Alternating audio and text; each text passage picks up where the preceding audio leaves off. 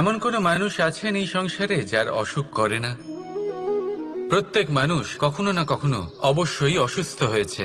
তার এই শরীর রোগের শিকার অবশ্যই হয়েছে। এবারে দেখুন, এই রোগ আসে, আবার এই রোগ চলেও যায়, কিন্তু সেই রোগ আমাদের কষ্ট দিতে কেন সক্ষম হয়? কারণ হলো স্বচ্ছতা। যদি এই স্বচ্ছতা শরীরে না থাকে, তাহলে মানুষকে শারীরিক কষ্ট পেতেই হবে। ঠিক সেইভাবেই অত্যন্ত প্রয়োজনীয় হলো এই স্বচ্ছতা যেন মনেও থাকে। যদি এই স্বচ্ছতা মনে না থাকে, তাহলে মানুষ চারিত্রিকভাবে কষ্ট সহ্য করেন। এবারে নিবারণ কি হতে পারে? বড়ই সহজ এর উপশম। যদি রোগ শরীরে হয়, তাহলে সর্বপ্রথম স্বচ্ছতা বজায় রাখতে শিখুন। এই শরীরকে পরিষ্কার রাখতে শিখুন। বিচক্ষণতার সাথে এই রোগের সম্মুখীন হন। ভয় পাওয়ার কোনো দরকার নেই। ব্যায়াম করতে থাকুন, সব ঠিক হয়ে যাবে। সেইভাবেই যদি এই অসুখ মনে হয়, তাহলে কি করা যায়? সর্বপ্রথম তার আধারের উপরে নজর দিন। আপনার এই আধারই হলো আপনার আহার। যা আপনি আহার করবেন, সেরকমই মানুষ হয়ে উঠবেন। সেইভাবেই আপনি যেরকম ভাবেন, সেরকমই মানুষ হয়ে উঠবেন। সেই জন্য নিজের ভাবনাকে শুভ করুন, নিজের দৃষ্টিভঙ্গিকে শুভ করে তুলুন। সবকিছু সঠিক হবে। আপনার আমার সবার মধ্যেই এক রাক্ষস বাস করে। তার সম্মুখীন হন, তাকে পরাস্ত করুন। তাহলে এই রোগ সে শরীরেই হোক বা মনের মধ্যে, যদি সঠিক সময় তাকে আটকানো না যায়, তাহলে যে কোনো সময় তা মহামারীর রূপ ধারণ করবে। সেই জন্য সাবধানে থাকুন, সুস্থ থাকুন। একজন মানুষ অন্য মানুষের সাথে শত্রুতা করে বসেন, দুজন ঘনিষ্ঠ বন্ধু। এমনও এক সময় আসতে পারে যখন এনারা একে অপরের শত্রু হয়ে ওঠেন। এর অনেকগুলো কারণ হতে পারে, কিন্তু মূল কারণ হলো আলোচনা। আগে হ্যাঁ, আপনি যদি কারোর বিষয়ে আলোচনা করেন, তাহলে সে আপনার শত্রু হয়ে যেতে পারে। অন্য মানুষের সাথে শত্রুতা করে বসেন, দুজন ঘনিষ্ঠ বন্ধু। এমনও এক সময় আসতে পারে। কিভাবে সম্ভব হতে পারে? আলোচনা, এটা তো অত্যন্ত জরুরি। যদি আমি নিজের বন্ধুর খারাপ কাজের বিষয়ে আলোচনাই না করি, তাহলে সে শুধরবে কি করে? এ কথা সত্যি যে আলোচনা আবশ্যক, কিন্তু তার থেকেও বেশি গুরুত্বপূর্ণ এবং আবশ্যক হলো আপনার এই সিদ্ধান্ত। সিদ্ধান্ত এটাই যে আপনার এই আলোচনা কোন স্থানে করবেন। যদি এটা সবার সামনে করবেন ভাবেন, তাহলে তা অপমানও হয়ে যেতে পারে। যদি এটা আলাদাভাবে করেন, তাহলে তা পরামর্শ হয়ে যায়। অপমান কেউ স্বীকার করতে পারেন না, কিন্তু পরামর্শ সকলের ভালো লাগে। তাহলে যদি আপন কারোর জন্য ভালো কিছু চান, কাউকে শুধরে দিতে চান, আর আপনার মনে হয় আলোচনা আবশ্যক, তাহলে সর্বপ্রথম সময়, পরিস্থিতি আর স্থানের কথা মনে রাখবেন। নয়তো এই আলোচনা আপনাকে খুব ভোগাতে পারে। কোনো ব্যক্তির নির্মাণ হয় কিভাবে?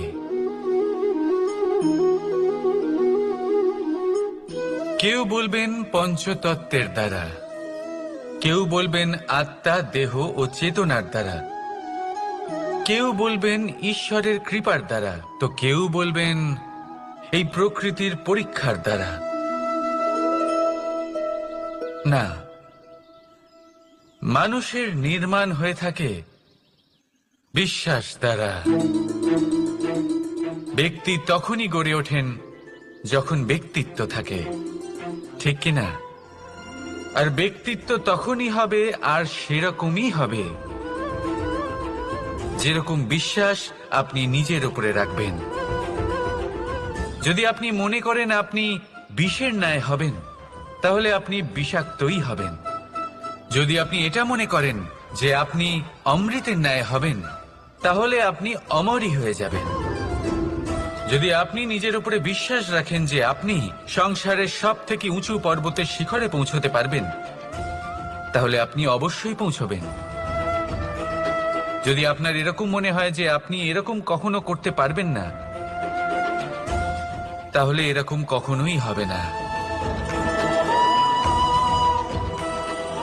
ভেবে দেখবেন, বিশ্বাসের মধ্যেই বিশ্ব বাস করে থাকে। তো আপনার অস্তিত্ব কেন করবে না? যেমন বিশ্বাস আপনি নিজের উপরে রাখবেন, তেমনই আপনি হয়ে উঠবেন। সেই জন্য নিজের উপরে বিশ্বাস রাখুন। আর হ্যাঁ, ভালোবেসে বলুন, রাধা রাধা। কি ভাবছেন? আজ কৃষ্ণ রথীর স্থানে বসে আছে, যেখানে ওর সারথীর স্থানে বসা উচিত ছিল। এটাই ভাবছিলেন তো? অনেক সময় এমন হয় যে আমরা যা দেখছি তা সত্যি হয় না। যেমন সূর্যকে আমরা দেখতে পাই কারণ তাকে দেখা যায়। তবে সত্যি হলো এটাই যে আমরা সূর্যকে দেখতে পাই কারণ আমরা সূর্যকে দেখি। এবার নিজের চোখ বুজে ফেলুন। এবার দিন না রাত কিছুই যায় আসে না। ঠিক সেইভাবে ধর্ম স্থাপনের এই কাজে, ধর্মের এই পথে আমি সারথি নই, আমি হলাম রথী। আর আমি খুঁজে চলেছি সেই সারথি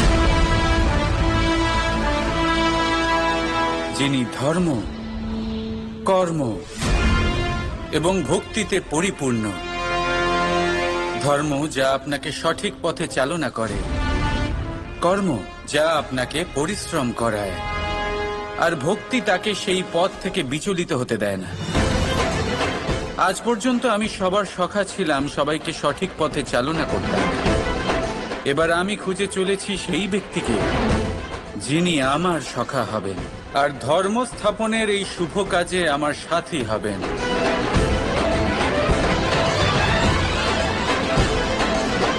বন্দে কর্মা, বন্দে ধর্মা, রাধা রাধা। দাদা আমাকে সব সময় জিজ্ঞাসা করেন যে কানাই, তোমার এই মুখের হাসি, তোমার মুখে সব সময় কেন থাকে, কিভাবে থাকে? সামনে শত্রুপক্ষকে দেখেও ধৈর্য হারাও না, কেউ তোমার নিন্দে করলেও তার সাথে ঝগড়া করো না, কেউ তোমার বিষয় খারাপ ভাবলেও তাকে ঘৃণা করো না। কিভাবে আর কেন করো? আপনার মনেও নিশ্চয়ই এই প্রশ্ন আসে। এবারে বলি, এর উত্তর অত্যন্ত সরল। কখনো দেখেছেন গরু আর তার বাচ্চাকে কিভাবে সে তার মায়ের দুগ্ধ পান করে?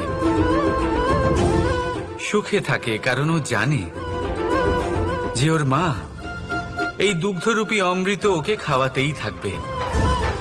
ও জানে যে এই সময় শুধু ওর জন্য, যাতে ও নিজের মায়ের এই দুগ্ধরূপী প্রসাদ গ্রহণ করতে পারে, আর সেই জন্য ও সুখে থাকে। সেইভাবেই এই জীবন হলো ভালোবাসা। এতই ছোট হলো এই জীবন যে ভালোবাসার জন্য কম পড়ে যায়। ঘৃণা করে কেন সময় নষ্ট করব? আমি এটাই করি, আপনিও এটাই করুন। ভালোবাসুন, সবার মধ্যে ভালোবাসা ছড়ান, আর এই ভালোবাসার সাথেই বলুন, রাধা রাধা। যুদ্ধ। আমরা সবসময় আমাদের জীবনের প্রত্যেকটা যুদ্ধ জয় করতে চাই। এমন কোনো যুদ্ধ নেই যা আমরা হারতে চাই। কিন্তু যুদ্ধ জয় করার জন্য সবসময় আক্রমণ করা বা শত্রুর সামনে গিয়ে দাঁড়িয়ে পড়া, তা কিন্তু সঠিক পদ্ধতি নয়। আর এটা যে সবসময় জয় এনে দেবে তাও নয়। জেতেন তিনি যিনি আগে শান্ত হয়ে শত্রুকে দেখেন, বোঝার চেষ্টা করেন, পরখ করেন, তার শক্তির সম্পর্কে অনুমান করেন, পরিকল্পনা করেন, আর তারপর বিবেক দিয়ে তার সম্মুখীন হন। কারণ শত্রু যে কেউ হতে পারে। শত্রু একজন মহাযোদ্ধা হতে পারে, আবার হতে পারে এক মহাব্যাধিও। যদি যোদ্ধা হয় তাহলে তার শক্তিকে বুঝুন, তার দুর্বলতা বুঝুন, আর যদি ব্যাধি হয় তাহলে তার ছড়ানোর কারণ বুঝুন, আর তারপর সেই কারণের উপর প্রহার করুন।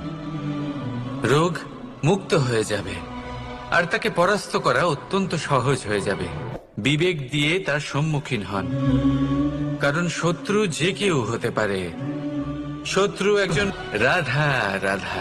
বর্ণমালার সব থেকে প্রথম অক্ষর হলো ক।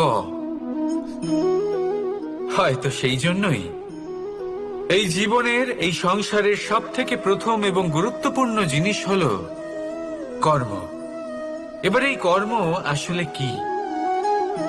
জন্মগ্রহণ থেকে মৃত্যু পর্যন্ত এই জীবনকালে মানুষ যা কিছু করে থাকেন সেটাই হলো ওনার কর্ম। এটা যা কিছু হতে পারে, দয়া করে দান করা ভিক্ষা, আবার ছলনা করার বাসনা নিয়ে বলা কোনো মিথ্যা। এবার একটা মানুষের কর্ম সমগ্র মানব জাতির প্রারব্ধ নির্ধারিত করতে পারে। এতটাই শক্তি থাকে এই কর্মে। যদি কথা বলা হয় ধর্ম স্থাপনের সারথীর, তাহলে তার সব থেকে গুরুত্বপূর্ণ গুণ হলো তার কর্ম। সেই জন্য আমি খুঁজে চলেছি এমন একজন ব্যক্তি যিনি শুধু বীর নন, যিনি কর্মবীরও। কারণ এই রথের দড়ি হোক বা সংসারের আশা, এই দুটোই তিনি সামলাতে পারবেন। এবার এটাই দেখতে হবে এই স্বয়ম্বরে এমন কোন ব্যক্তি আছেন যিনি নিজের এই কর্মকে পূর্ণ নিষ্ঠার সাথে পালন করতে পারেন। আসুন আমার সাথে ভালোবেসে বলুন, রাধা রাধা। পলায়ন করা অর্থাৎ পালিয়ে যাওয়া, কোনো পরিস্থিতি বা বিপদের থেকে মুখ ঘুরিয়ে পালিয়ে যাওয়া। অনেক সময় আমরা জীবনে এটা করে থাকি, অনেক সময় সেটা উচিত, কারণ সব থেকে শ্রেষ্ঠ যুদ্ধ হলো সেটাই যা কখনো লড়াই হয়নি। কিন্তু যদি আপনার পালিয়ে যাওয়ার ফলে এদিকে পাপ বৃদ্ধি পেতে থাকে, তাহলে সেই পলায়ন হলো অনুচিত। সেখানে যুদ্ধ করা অতি আবশ্যক হয়ে ওঠে। শান্তি সবাই চান, শান্তি হলো সর্বশ্রেষ্ঠ। আর কখনো কখনো এই শান্তিকে বজায় রাখার জন্য মহাযুদ্ধ লড়তে হতে পারে। যদি আপনি পলায়ন করেন নিজের স্বার্থের থেকে, তাহলে উচিত কাজ, বরং শ্রেষ্ঠ। কিন্তু যদি আপনি পলায়ন করেন ধর্ম স্থাপনার কাজ থেকে, তা উচিত নয়। এই সংসারের ভাগ্যের মঙ্গলের জন্য অনেক সময় অনিমন্ত্রিত স্বয়ম্বরে যেতে হয়, কারণ ধর্ম স্থাপনার এই কাজ পলায়ন করে নয়, কর্মের পালন করে করতে হয়। তাহলে পলায়ন করুন স্বার্থের থেকে, কুকর্মের থেকে, কুচিন্তার থেকে, অহংকার থেকে, আর পালন করুন ধর্মের, পালন করুন কর্মের। বন্দে ধর্মা, বন্দে কর্মা। রাধা রাধা। প্রতিজ্ঞা ছোট একটা শব্দ, কিন্তু এর মধ্যে শক্তি অনেক থাকে। যে ব্যক্তি প্রতিজ্ঞা পালন করেন তাতে অটল থাকেন, সংসার তাকে সম্মান করে। আর যে ব্যক্তি এটা করতে পারেন না, তিনি বদনামের ভাগীদার হয়ে যান। এবার এটা আমরা সবাই জানি, কিন্তু দেখুন এই প্রতিজ্ঞার পালন কি যে কোনো পরিস্থিতিতে, সে যাই হোক না কেন, করা উচিত? অর্থাৎ সংসার এদিক থেকে ওদিক হয়ে যাক, কিন্তু আমি আমার প্রতিজ্ঞায় অটল থাকব, এটা কি উচিত? এবার এটা আমরা বুঝবো একটা উদাহরণের দ্বারা। ধরুন আপনি আজ একটা প্রতিজ্ঞা নিলেন, বনের একটা সিংহকে আপনি রক্ষা করবেন। এ তো খুব ভালো কথা যে আপনি কারোর প্রাণ রক্ষা করবেন। আপনি শিকারীর হাত থেকে ওকে রক্ষা করবেন, ওকে বিপদের হাত থেকে রক্ষা করবেন। এতে প্রকৃতির ভারসাম্য বজায় থাকবে। কিন্তু আমি আমার প্রতিজ্ঞায় অটল থাকব, এটা কি উচিত? এবার এটা আমরা বুঝবো, এর ওপর আক্রমণ করে তখনও কি এর প্রাণ রক্ষা করা উচিত হবে? তখনও কি নিজের প্রতিজ্ঞায় অটল থাকা উচিত হবে? না, কারণ তখন এটা পাপে পরিণত হবে। কোন রকম প্রতিজ্ঞা, কোন রকম প্রতিশ্রুতি যদি এই প্রকৃতির ধ্বংসতে সহায়ক হয়, যদি ভারসাম্য নষ্ট হয়, তাকে ওখানেই ভেঙে দেওয়া উচিত। আর এটা আপনাকে শিখতেই হবে, সময়ের সাথে আপনাকে বদলাতে হবেই। কারণ যিনি সময়ের সাথে বদলান না, সেই প্রকৃতি তার ব্যক্তিত্ব বদলে দেন।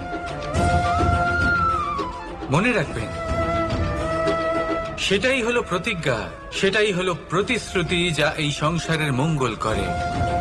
নয়তো সেটা হলো পাপ, যে পাপের শাস্তি প্রকৃতি আপনাকে অবশ্যই দেবে। তাহলে আসুন আমার সাথে বলুন,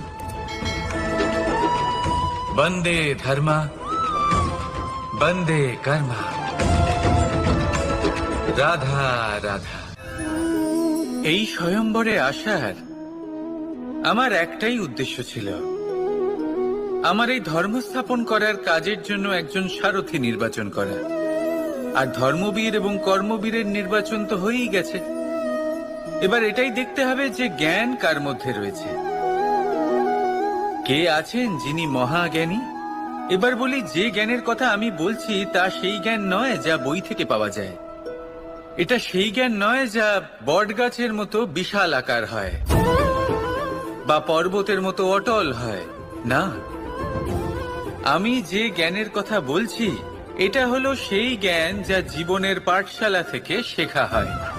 জীবনের প্রত্যেকটা ঘটনা থেকে এই শিক্ষা পাওয়া যায়, যা হলো বাতাসের মতোই সরল আর জলের মতো নিজের পথ সে নিজেই বানিয়ে নেয়। আমি সেই জ্ঞানের কথা বলছি। এবারে দেখতে হবে কে এই মহাজ্ঞানী, কে আছেন যার মর্যাদার বিষয়ে জ্ঞান রয়েছে, কে আছেন যিনি শাস্ত্র এবং শস্ত্রের মতোই বিনম্রতারও জ্ঞান রাখেন। এমন কে আছেন সেটাই তো দেখতে হবে, কারণ ধর্মের এই রথকে অগ্রসর করার জন্য জ্ঞানের চাকা অত্যন্ত গুরুত্বপূর্ণ। তাহলে আসুন আমার সাথে ভালোবেসে বলুন, রাধা রাধা। যদি সন্তান কোনো দুষ্কর্ম করে, তাহলে সেই অপরাধ শুধু কি সেই সন্তানের? না, যদি সন্তান দুষ্কর্ম করে তাহলে অপরাধী তার মাতা পিতাও, যারা পুত্র মোহর কারণে সেই অনুচিত কাজে তাকে বাধা দেননি। অপরাধী হলেন তার পিতামহ, যিনি নিজের কর্তব্যবোধের কারণে নিজের পরিবারের যত্ন নেননি, যিনি সন্তানকে কখনো শাস্তি দেননি। অপরাধী হলেন তার সেই গুরুও, যিনি নিজের শিষ্যের সেই দুষ্কর্ম দেখেও তাকে প্রতিহত করতে পারেননি।